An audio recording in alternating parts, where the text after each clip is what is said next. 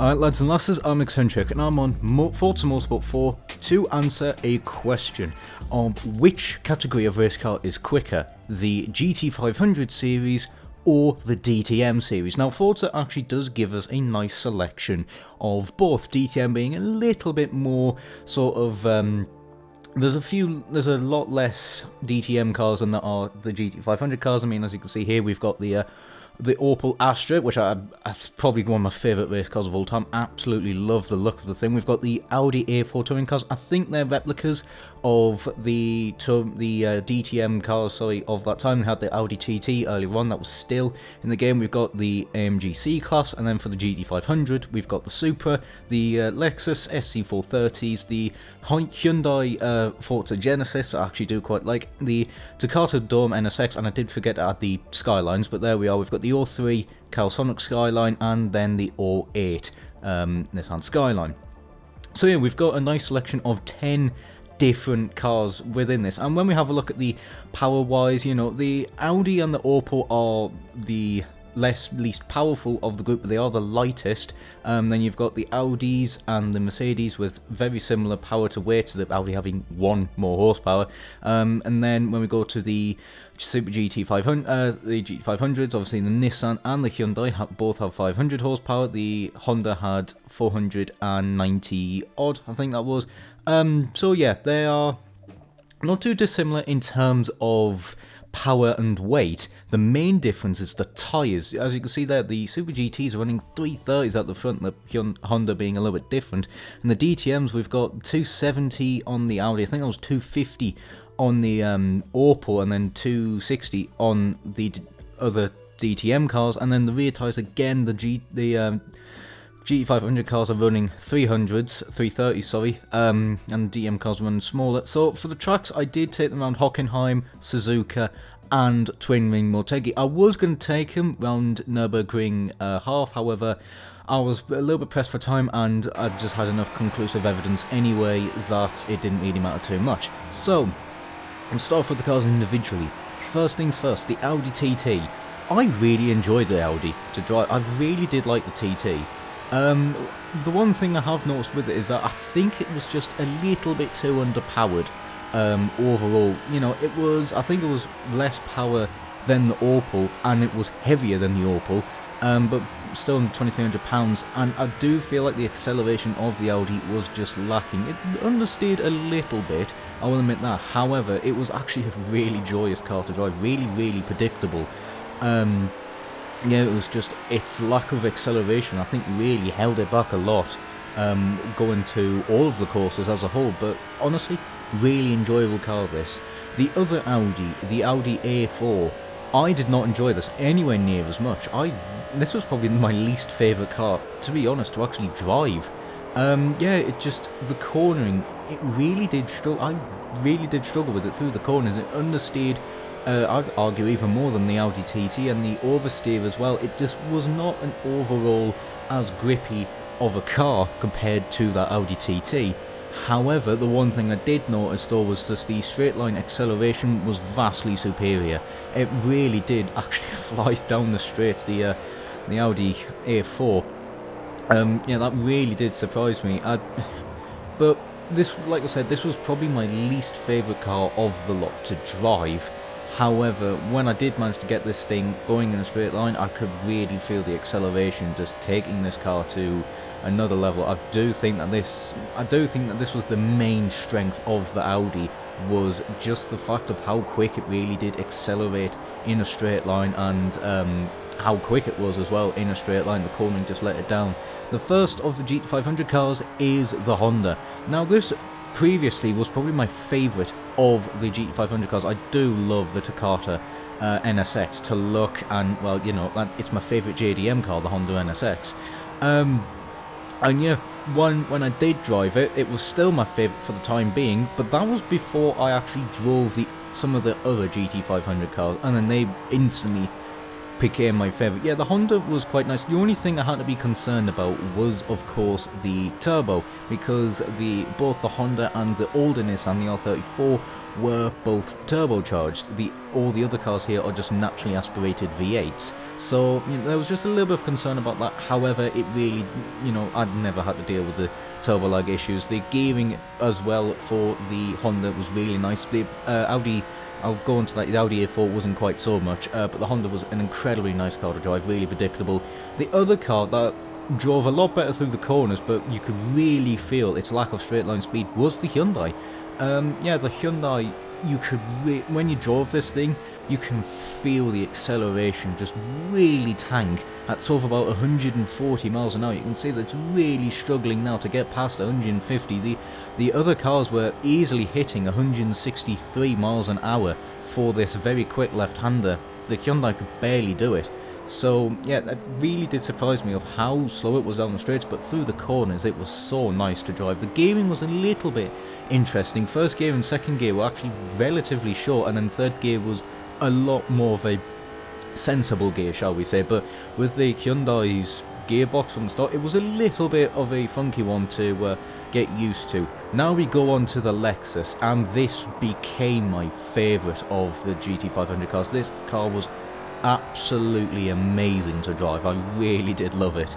It was incredible handling. The gear, no matter what corner it was, there was a correct gear for that corner in the Lexus for all three tracks I took it around. It had to be my favourite car to drive. It was so goddamn good. It sounded incredible, really predictable, and if you ever do have a working 360 and a copy of Forza Motorsport 4, I would honestly recommend you this car to just have a drive, because it is just absolutely incredible. It's got good power. Its straight line speed is nice and solid.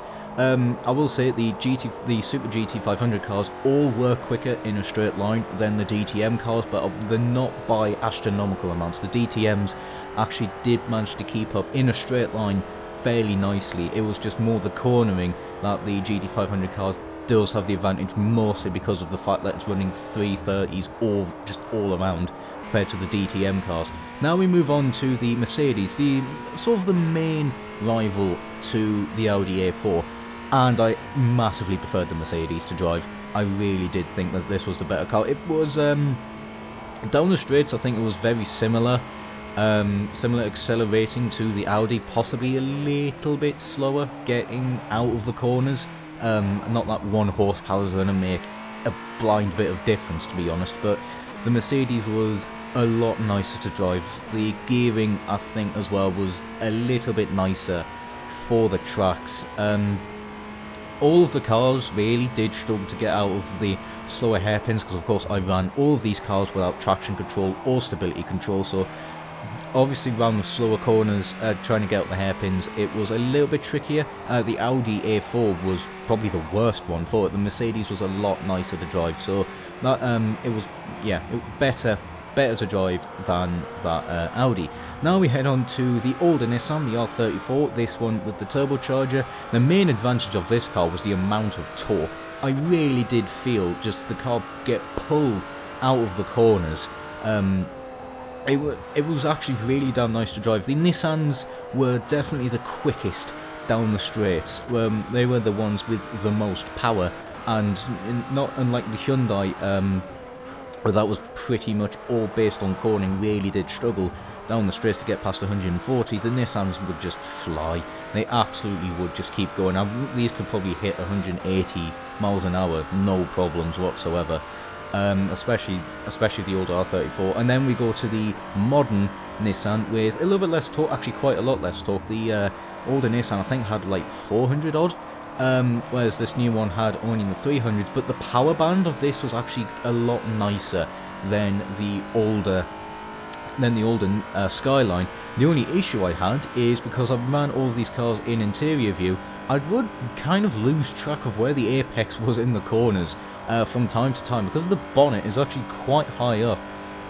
Yeah, it was an issue that only really hindered me earlier on, but once I sort of got used to it, then it didn't really become a problem. But yeah, for the first couple of laps I did struggle to get really quick with the modern Skyline, just because I couldn't see where the apex was. I got a little bit lost on where I was going. However, it was another fantastic car to drive. And then we go to my favourite of the DTMs, the Opel Astra. Absolutely love this car. Even if this had the smallest tyres, only 250s at the front, it really didn't feel like it had 250s. It did honestly grip nicely. Yeah, sure, it was a little bit on the understeery side, but it really did matter. What the main advantage really with this Opel is that it had good power to weight ratio. This was the lightest car out of the lot, and on terms of power, it wasn't even that much lower down. I think it was 463 or something like that. It was in the 400 odds. Yeah, so the acceleration was actually really nice early on. Yeah, I did get a fair bit of understeer through that little section, ignore that. However, I think I just took it a little bit too brave, but the Opel was an incredible car to drive, and yeah, it really did stick to the road. And then this was the other of my favourite cars to drive in this entire thing, the Supra. Considering this is, well, categorically the lowest PI in terms of the GT500 cars, being, I think it is the least powerful. It's not the heaviest would go to the Honda. The Honda's actually quite heavy for what it is, but the Toyota was, again, it was pretty much like the Lexus. The gearing was absolutely phenomenal, the grip was just there, the straight line speed, it really did punch over its weight, considering this was the least powerful car here, of the GT500 cars, sorry. It really did punch over its weight, and the cornering speed was just absolutely phenomenal. So when we go to the lap times, the Supra would actually be the quickest, with the 154.6 being 0.2 faster than that Lexus, but there was a clear gap, the Lexus being 0.5 quicker than that Nissan Skyline, the Hyundai being 1/10 below that with the 55.4, but that was a really nice car to drive. The R34, it really did help with the amount of torque that vehicle had, but the cornering speed, it wasn't quite there with the 155.5. The Honda really was let down by its weight. It did feel a little bit sluggish to try and get through the corners. The DTM class, the A4 would be quicker, only just to that C-Class, but the C-Class was a lot nicer car to drive. The Opel was only 1/10 below that, and the Audi TT really did surprise me of how much it struggled around there. Its acceleration was quite bad, considering that's almost a second down on the Audi TT.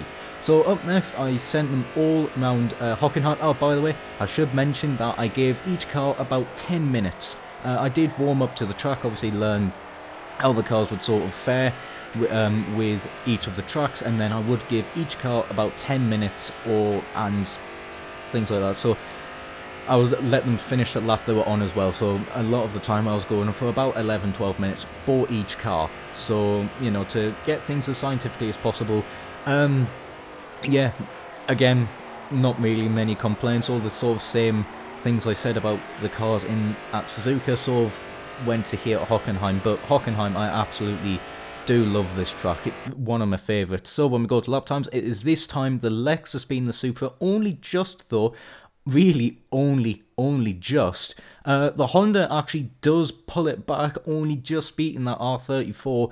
The Honda, I think a lot of it helps with that does seem to have very good straight line speed, but it just struggles through the corners. Hyundai wasn't the hugest fan of Hockenheim's long straight, really did struggle down the straight. The Skyline, I think, just really struggled. The modern Skyline, I don't really know, but it really did not like that track. I think with a lot of left-handers, I sort of lost where I was a little bit. The C-Class would beat the Audi A4 much more convincingly this time by a solid 0.3.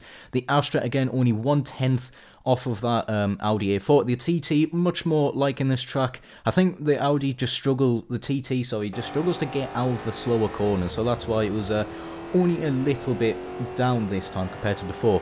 The final track, I went to Twin Ring. I do quite like Twin Ring. I do miss this track a lot. This was actually the trickiest track to get the cars around. You saw that I'm driving the Hyundai right now. You saw that I did fall off the track a little bit. Those two left-handers was honestly the trickiest part of the track, to try and get the cars cleanly and very quickly through there. And there's also a fair few slow corners to really put the cars' tyres to the test, see how well they can actually get out the corners. And this time, it wasn't the Toyota or the Lexus that went the quickest, it was the modern Skyline being 0.2 faster than that Lexus, which did again only just beat out that Supra by 0.06 of a second. The R34 again being basically 1/10 exactly down on the Lexus. Yeah, that Skyline really did surprise me with how well it liked twin wing. I did not expect that whatsoever. The NSX, again, with the 51.1 being 2/10 down on the R34. The Hyundai was not a big fan of this track, really did struggle with its straight line speed. Even though the twin wing hasn't got the longest straights, I do feel like just a lot of the time it struggles with the high end acceleration. The Mercedes would be again the fastest of the DTM class. The Astra beats the Audi A4 this time. Yeah, the Astra is a really good car. The Audi did not like it, and of course the TT was half a second down. So there we are. That is the comparison between the DTM class and the GT500 class. Of course, the GT500 class was quickest overall. However, within that, I sort of think there was like 2 classes worth of the GT500 class, where really the Supra and the Lexus were just the best cars overall. The Skyline, the more modern Skyline, really does work on very specific tracks. Being quicker than those two really did surprise me. And then for the DTMs, yeah, it was basically the Mercedes C-Class was the best one, but my favourite will still be this Opel. So there we are, I'm going to call it there for video. I do hope you enjoyed. All feedback is appreciated. If you want any more sort of investigations, maybe on Forza 4 or Motorsport 7, whatever, you know, leave them in the comments. Join my Discord as well. There'll be a link to that in the description. However, that's it from me. Take care, and ciao for now.